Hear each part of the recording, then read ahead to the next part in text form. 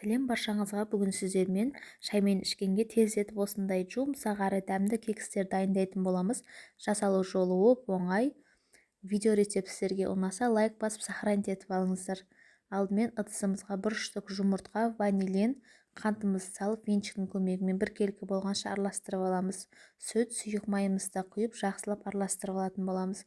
Ұнға разрыхителді салып содан кейін барып араластыратын боламыз. Бізде қамыр осындай болады.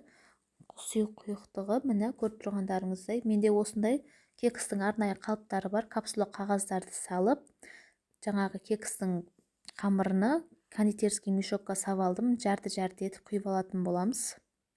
Қасықпен салсаңыздар да болады. Мен бұл жерде 12 штук кекс шығып тұр. Егер сіздерге көптеу қажет болса, жаңағы жазылған рецепті 2 есе көбейтіп істесеңіздер болады. Бетіне осылай мес сап алдым. Сіздер жаңғақ, фруктилар салсаңыздар болады. Міне біздің кекстеріміз пісіп шықты. Осындай әдемі болып шығады, көтеріліп. Суығаннан кейін бетіне сахарный пудрасын сеуіп жіберсеңіздер болады. Ас болсын. Егер сіздерге видео рецепт ұнаса, парақшама тіркеліп кетіңіздер.